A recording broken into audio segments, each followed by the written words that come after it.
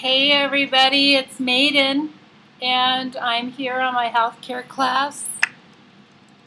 Okay, hopefully you can see me. Oh, hopefully you can hear me. Okay, I've been doing some research on your healthcare, more research, and we have a little bit of an issue. Okay, you guys will go and find this report. Okay, and it is being published by the Health and Human Services, and it's your milestones, 1937 to 2015. Okay, there is a big issue in here that you can find, and what I've gone through and done is organize this in terms of acronyms and also in terms of your different acts and all of that you guys implemented in chronological order. So if you go through, you're going to see from 1965 how the National Health Insurance began in 1937, and then it evolved from there. And then you're going to go to your 1960s. You're going to see the Social Security Administration. You're going to see your health insurance for the aged, which is your Medicare Act. 1966, you're going to come down. In 1967, you're going to see your acronym for EPSDT, which is your Early Periodic Screening, Diagnostic, and Treatment. You're going to turn your page and go to 1970. Go down to, you're going to see all your acronyms there. Turn the page, 1980. I'm just hurrying through this so you guys can get through this. Okay, and you're going to come down and you're going to see the chronological order from 1983, 1986, 1987, 1988, 1989. Turn the page. You're going to see again your early periodic screen, diagnostic, and treatment at the very top. 1990s you're entering into. You're going to come down 91, 95, 1996. And you're going to turn the page and you're going to see at the top of the page is your Medicare Integrity Program. And then you're going to see 1997, which is exactly where I want you guys to really look closely. This is where the Children's Health Insurance Program, CHIP, CHIP, was implemented in 1997. Okay? And then since then, you're going to come down and you're going to turn the page, and then all of a sudden you're at your Ticket to Work Incentives Improvements Act, 1999. And then you're going to come down all the way through to 2009, and you're going to see on 2009, the Children's Health Insurance Program Reauthorization Act, and then you're going to see a reference there of the CHIP, and then you're going to come and turn your page, 2014, you're going to see a reiteration there of the CHIP program. 2015, you're going to see reiteration there of MACRA, changing the pay structure for the physicians. Okay, so the acronyms are important. There's so much in here, but I'm just trying to get you guys on the fast track of understanding where forensics is at with this. Okay, so your CH acronym in anything you guys are doing here is a qualification of the H2, okay? So, I'm sorry, HR2. So your HR2 is your Healthcare Act. In your HR2, you're going to find at the very last page, that's a 95-page act. Your very last two pages, 94 and 95, you're going to see Section 525, Exclusionary Pay-As-You-Go Scorecards. Your scorecards are not, they're saying that what you do, you can separate this Healthcare Act from your budget. okay? And your scorecards are going to be pay-as-you-go report scorecards. This is your H2. Hello? Okay. So your reference of relevance is H2, the last 2 pages. But if you come over here to your 2016 statutory pay-as-you-go annual report, you're going to have this report, and it's going to give you a basic synopsis of what this includes. And in here is your chemical safety. It's in your, you've got an FAA extension for safety and security. You've got Comprehensive Addiction and Recovery Act. These are the ones that have to do with healthcare. Your Veterans Affairs, your United States Appreciation of Olympians and Paralympians, your treatment for certain payments and eugenics compensation. See, that's in here, okay? And then your 21st Century Cures Act, which is right here, okay? And this is a 900-page act, 996 pages exactly.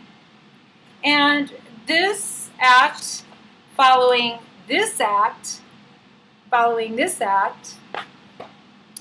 is another obstructional act, which is very comprehensive. It goes through all kinds of things, brand new. This is an act that you guys amended. This was originally done November 26th, and you guys attached it as an amendment to the Senate Amendment H.R. 34, which is the tsunami warnings, okay? Education and Research Act. And then you put in here the Century Cures Act, which is the healthcare. Okay, so we've got this one, we've got this one, we've got this one. And then we've got your partnerships. Okay, that's where I got really concerned. So your partnerships, hello, don't lose me here, guys. It's in your HR2 here. Title II, Special Projects, Federal Land. Title II, the Secure Rural Schools and Community Self-Determination.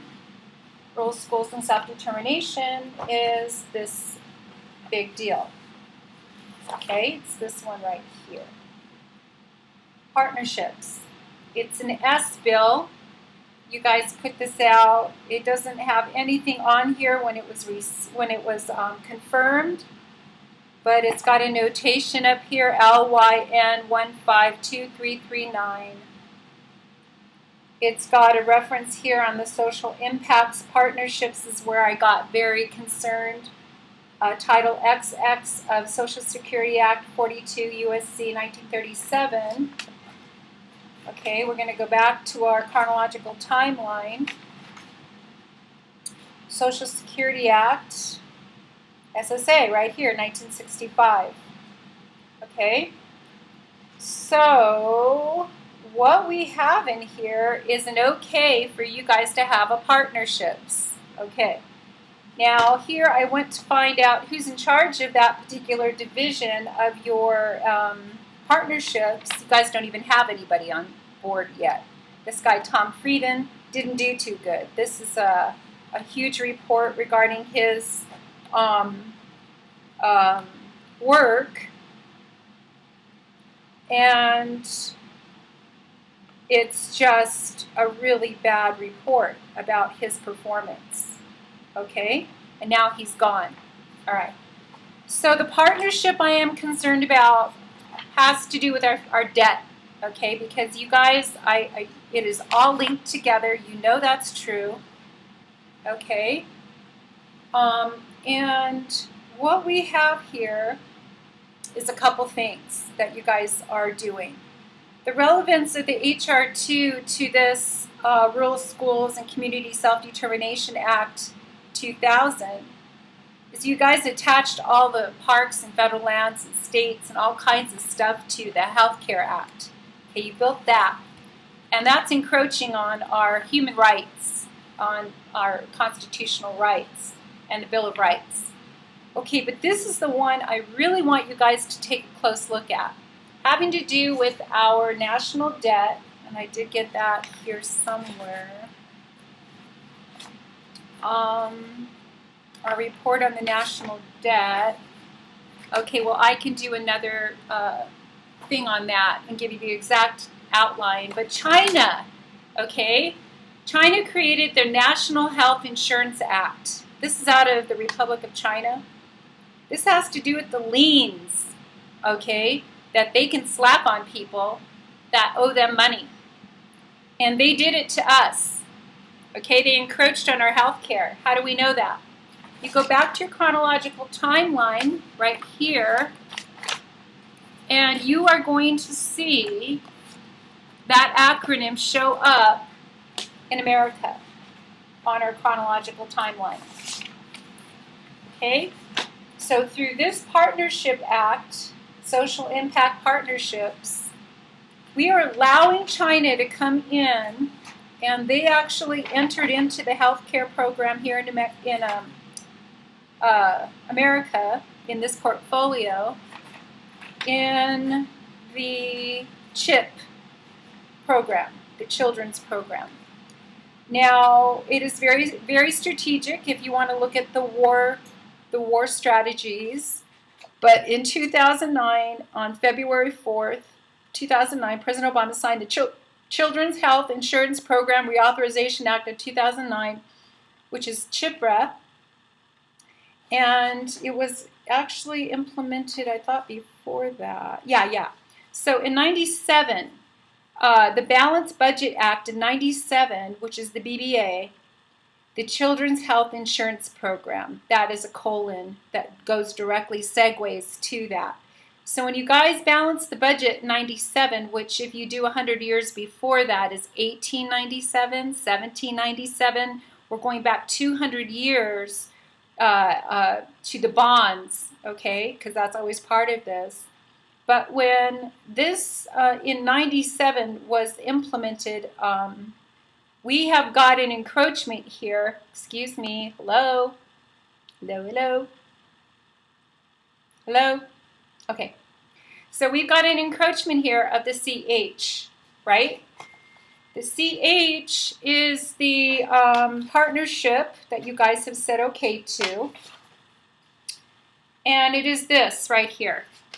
Okay, you can see it in black and white. This is the report from Republic of China, and there it is, the CH. It has everything to do with the partnership of healthcare. Now, they're not playing, okay, because on their first terms used in this act are defined as follows. Number one is a beneficiary, refers to the insured and his or her dependents. Number two is dependents. One is the insured spouse who's not employed. Number two is the insured lineal blood descendants who are not employed. And number three is the insured's lineal blood descendants within a second degree of relationship who are either under 21 years of age or not employed or over 20 years of age but incapable of making a living, including those who are in school without employment. These are lien terms, okay? These are under the liens, laws and regulation database of the Republic of China. Okay, so we are being liened, right? This has got a reserve fund for administrative, they have got everything in here, if you guys look at this. It is a 25-page report, and it's got everything in here. And we are totally sucking into this, right? Now, I told you guys before that if we have any insurance companies that are doing business with us or partnerships that have a lobby to do bigger business with this shell insurance sector, we are taking our country down, okay, if you guys are involved with that, which it looks like you are under all of this forensics leading one thing to the next, okay? So you've got a ton of stuff in here overlapping, and this is why you've got House Speaker Boehner telling you guys, or, our old House Speaker Boehner telling you guys that to repeal this would be basically impossible because there's so many relevant connectors to other treaties or liens. Now, how do you do a lien? break a lien is you file a mechanics lien against the lien, offsetting it on all of the money that you guys have spent to adhere to that, and if they haven't, so there's two issues here. China has infiltrated our healthcare system. That's one. You also have your insurance companies in the private market using their insurance company as a shell to actually be doing other things with those bonds, which is in common law undermining the equitable agreement with the policyholder and voiding the agreement, okay, according to common law. But you guys have also undermined our judicial system through the over-leveraging of all of these issues, right? Okay. So for us to get back into a place of integrity is to pay off the national debt. So we're done. Okay, we're done with this hostage, blackmail issue. So again, that goes back to the Maidens plan. Okay, and this is an intrinsic byway, a highway of finance that we have not given to the people. You guys do have it. It is under the eugenics agenda.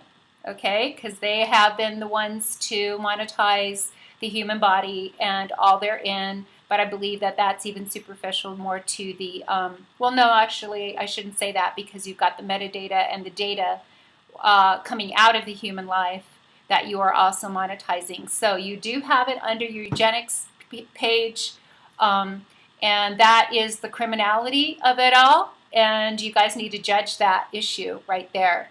That means you're going to have to bring in your eugenics investors, which is Bill Gates, and that is primarily Bill Gates and Warren Buffett, and get these guys at the table and see if they can understand that the eugenics agenda has been primarily private, very elite issue that has only been available on the secondary markets as far as securities is concerned. It's on the bio sector, I believe, that you can do investments with that. But there is no integrity in that, and you guys are basically hiding this value from the people, and you're undermining the country doing that, okay? So, hello? Okay, so what we're doing is we're going to switch everything, and because of the fact that you've got so many overlapping just in this one sector of timeline, it is crazy what you guys have done with that. And it's all been our leadership, our presidents, and President Trump is coming in, having this whole kettle of fish to fry, and you guys are blaming him, which is so stupid, for all of the mess. When he said he inherited a mess, he wasn't kidding, okay? But he also has a fabulous place to start brand new.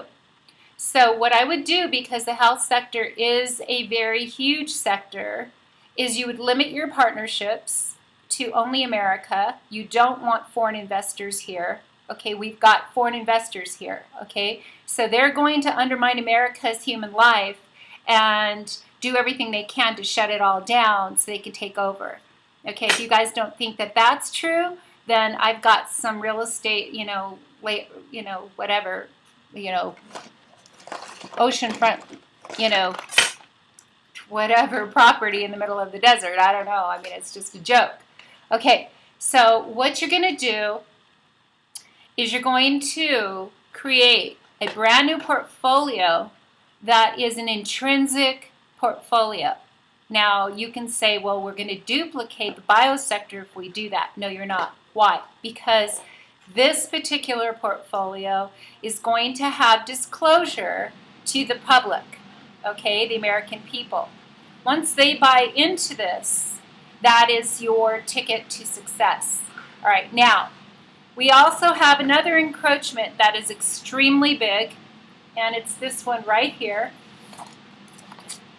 And it's another partnerships, and this particular one is Voyantic Limited, RFID testing and measurement. Okay, now what they want to do, this is out of Ireland, another foreign investor, is they want to put a chip, a microchip, inside of all of the humans of America and all over the world, and they're going to say that that is the most efficient way to do business, blah, blah, blah.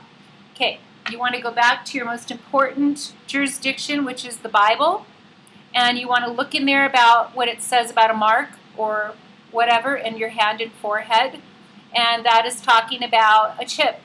They will put it in your body, and you will do business, and you're selling your soul to be rejected when you stand before God.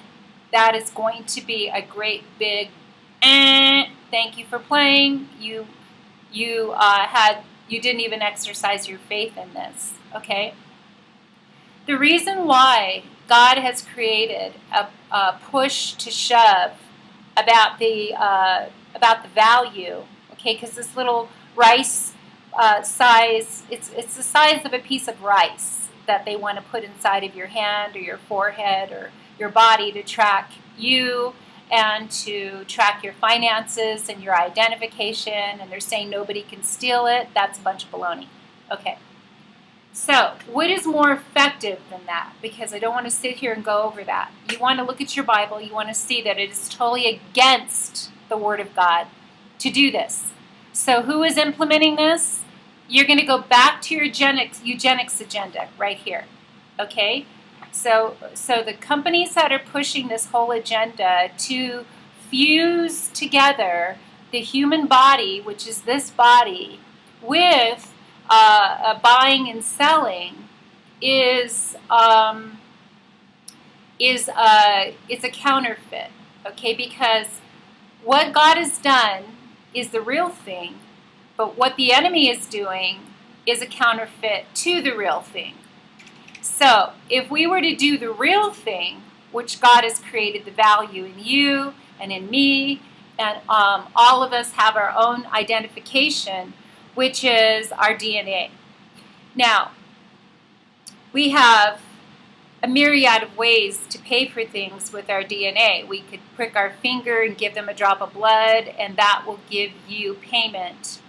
And you don't have to have anybody put anything inside of you. We just need a structure of intrinsic to support that.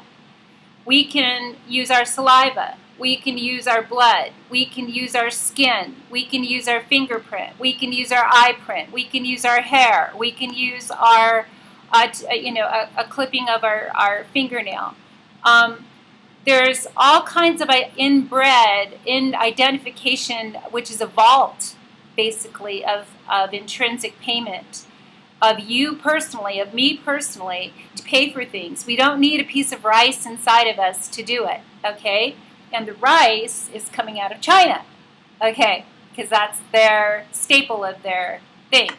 So I'm telling you guys, in Congress House, President Obama, your cabinet, the interns, and by the way, I looked at the intern picture of the current intern shot, and it looks like you've only got one black person on board, and that's an atrocity to America, okay? You need to have a very well-rounded ethnic situation over there in your interns, okay? Looks like you had about 125 interns in there, and one looked like a blurred face, so I don't even know if it's a real face, you know? Okay, alrighty then. So what I'm trying to say is that your partnerships, Bible talks about your partnerships. You guys need to be super careful who you partner with. And everybody has to be in America that is creating these insurance, the insurance companies need to be American insurance companies. All right? You can't farm out this one. You guys got to create it in the house.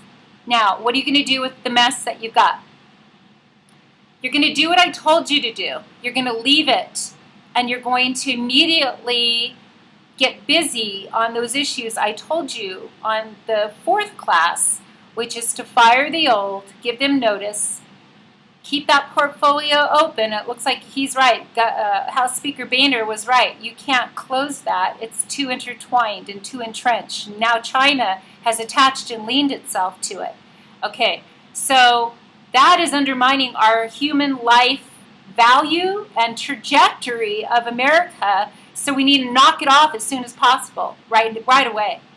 And be prepared for a backlash if you guys do that with other countries' foreign investors who have covertly attached themselves and have probably pressured our other past presidents that we owe them this money and that this is how they're going to do it and blah, blah, blah. I don't know.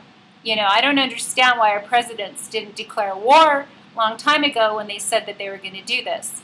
But nevertheless, we are in the situation, and the way that we're going to take care of it is to monetize an intrinsic value of the human life, which is, again, a minimum investment of $6 billion per person.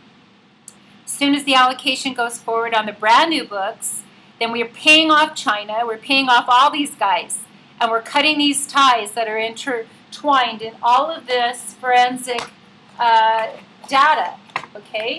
Because you guys have sold out our country under your legal authority, which we could actually subpoena everybody who had a part of that and put them under federal indictment for treason. Okay, because you guys didn't tell us that was going on, all right? But we're not going to do that, especially under my watch. We're going to get out of this situation as a responsible CEO of America. That's me. And we're going to get out of the situation on a world-class level. We're going to honor our debts. We're going to pay everybody off. I can bring another announcement forward who we owe, but you guys know who we owe, and they need to be post-haste paid off as soon as this allocation goes forward. I would say we need 1 full year of a transition to go from the system we're in to the next system, and leave the one that's open. And let me tell you something about the real life issues of healthcare. When I went into, I had my heart attack on March 23rd, 2013. It was about 2 o'clock in the afternoon. I was at work at the Village, and before I showed up at the Village, I was feeling like the elephant was stepping on my chest. And by the time I got to my Village, which was my $3.25 million commercial project to open up a village of literacy and just a place you could come and eat. Oh, it was awesome, but I lost it because I had this heart attack. So at any rate, I went into the hospital through the ambulance. Fire and rescue came and got me, and the paramedics, and everybody was there, and they said, you're having a heart attack, you're having a massive heart attack, we're going to get you in to the hospital right away. So they took me in. Hello? Okay. So they took me in, and they, when I got to the hospital, there was probably a team of about, I would say no less than 8 people ready for me to come through the door. The surgeon had a mask over his face, so I couldn't see his face. And he said, ma'am, you're having a massive heart attack. We got to take you into surgery right now. There was nobody with me. Everybody was behind me in their cars, and nobody had gotten into the ER yet. And so they're like, we got to take you right now. We can't tell you what we're going to do to you. We can't tell you what's wrong. We're just going to tell you you have a 10% chance to live. So they took me in, and they asked me if they should put me under or stay awake. I said, I heard the Holy Spirit tell me to stay awake. So I said to stay awake. We went into the surgery room. He said he's going to put a stent. He's going to go through, if it's a stent, he's going to go through my wrist or my leg to go in and to my heart. And yeah, so there was a lady. I was laying down on the hospital bed. They switched me over to the surgery whatever bed. There was a big curtain in front of my face. So I'm laying down. There's a curtain like right about here. And there's a lady sitting right here next to my head. And I'm going in and out of consciousness. I blacked out, and I had a little conversation with God, which I'm not going to share with you right now, but I had a major encounter with God. It was a conversation regarding going now. It's time to go now. Is it time? I was asking, is it time to come to you now, God? Because I'm all about it. And God is asking me if I want to go. And it was this conversation. Okay, so when I decided I wanted to come back because of the issues that God brought to me, that I had great purpose in, I could hear a very faint voice of this lady saying, come on back to us, sweetie pie, come on back to us, come on, you can come back to us, you know. And I was basically following this voice back to where I was. When I opened my eyes, I felt this super strong spiritual evil just like scaring me, like really like like a lion or something, you know, growling at you at point blank distance. And I closed my eyes and I went back into this situation where God was there again, and I was telling him, I don't think I'm strong enough to do this. And he said, yes, you are. You just have to gather your courage, and you can do it, and I'm right here with you. And so I could hear that lady's voice again saying, oh, God, oh, come back, girl. Come on back to us, you know. And I followed her voice back, opened my eyes, and I literally could feel something slapping me across the face really hard. And I went out of consciousness. When I came back out of that unconsciousness, I was being wheeled out of the ER into ICU, which I spent 5 days in ICU. But the lady was telling my daughter who was sitting there, your mother fought the devil twice and won. And what that meant was I flatlined and died technically twice during that situation. And she was blown away, and she was telling my daughter, and then they took me into ICU, and there I was. In ICU, in the middle of the night, my daughter is sleeping, literally sleeping in the bed with me in ICU. And this guy, at 3 in the morning, this medical staff person comes in, very alarmed, and says, you have very unusual blood. We didn't test it. We didn't know. I mean, he's kind of like making excuses about what's going on. But we had no idea you had the kind of blood you have, and we have to give you a blood transfusion because you have very rare blood. So they immediately hooked me up to blood bags, 3 blood bags. And from that point forward, I have not felt like myself. I don't know if they gave me a virus. I don't know if they gave me AIDS. I don't know what they gave me in that blood, but they made me sicker. My heart has never been the same. My body has never been the same. And my strength and my oxygen has never been the same. I never saw a doctor. That was somebody told to... Hello? Hello? Okay. So the last day right before getting admitted, or not discharged, rather, not admitted, but discharged, a surgeon came in, and I didn't recognize him because the first surgeon that did the work, I know his name, I'm not going to tell you his name, but the surgeon that did the work wasn't the surgeon that came in before the discharge. But he says, like, oh, okay, we put the stent in your heart, you're going to be fine, you're going to have a great life, you're going to be fine.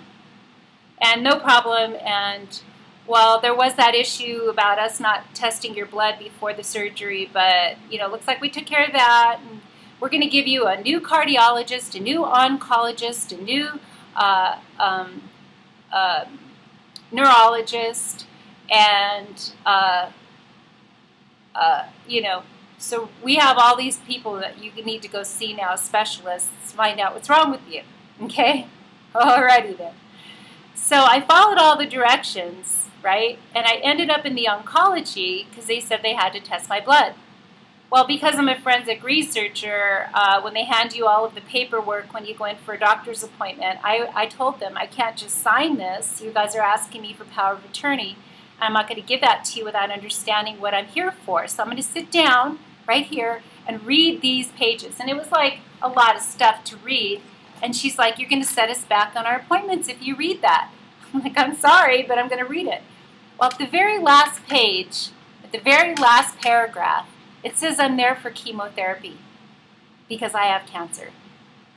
Okay, nobody's ever told me I had cancer. Nobody in ICU told me I had cancer, but I'm there for chemotherapy. Well, the research that I've done is that if you don't have cancer and you get chemotherapy, they can give you cancer through chemotherapy. So I took all my paperwork and I left. And I've never gone back to those doctors, any of those doctors, since then. Because when I went to back to the hospital to get accountability from the hospital administrator, the very top guy in the hospital, he said that the hospital is one entity and they don't own the doctors. The doctors are another entity. The staff is another entity, and the medication and the pharmaceuticals and all of the surgery stuff is another entity. So everybody's shifting the blame to someone else, and no, it was not one house fits all, blah, blah, blah.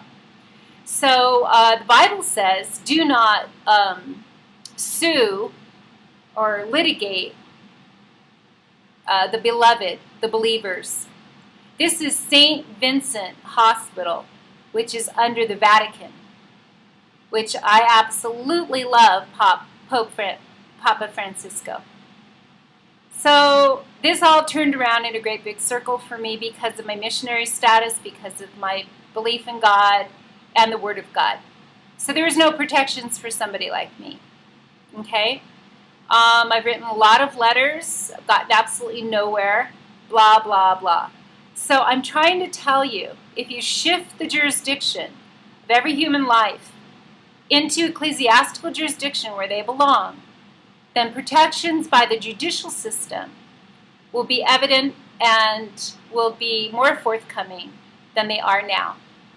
So the structures that you have created out of all of this, and eugenics is at the very top, and then China is infiltrated into your partnerships for care, and they're not even one of the oldest ones. We have India as our India.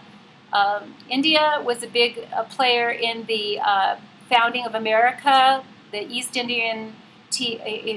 India Corporation was part of the crown, and India is a big one as well.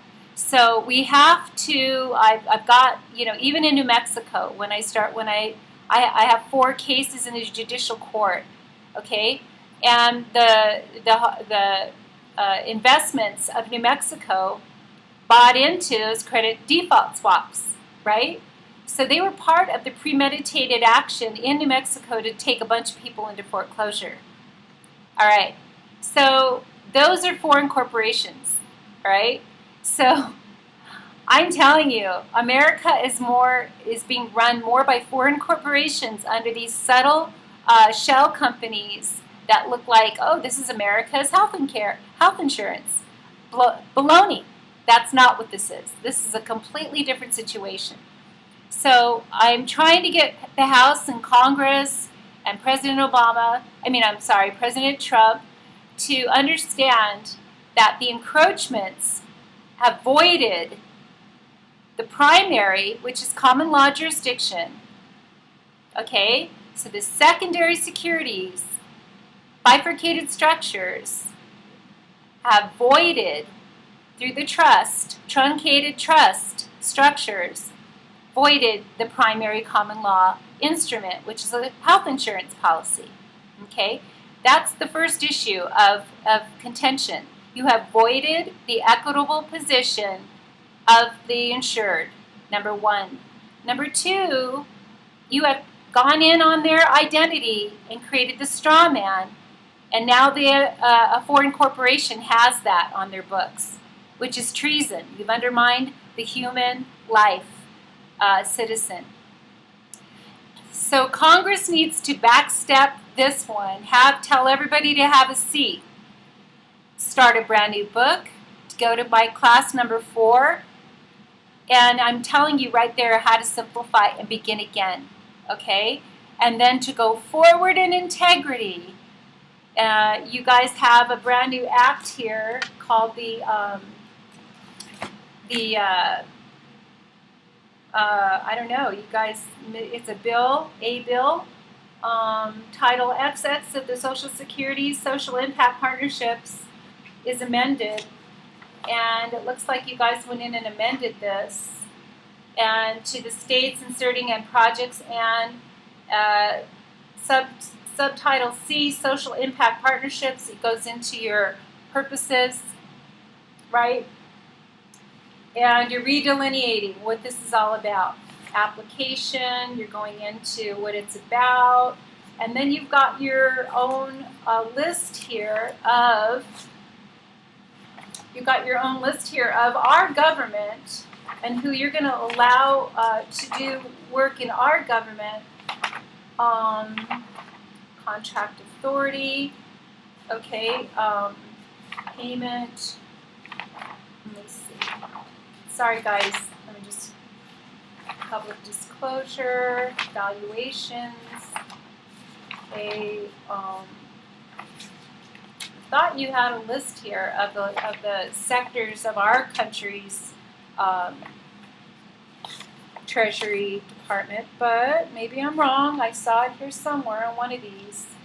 So here is a court case regarding the National Federation of Independent Business, NFIB versus the Sebelius, two main provisions of the healthcare reform issues, Medicaid program and all of that. And Congress basically talked about, the Supreme Court talked about the constitutionality of forcing people to do something having to do with healthcare.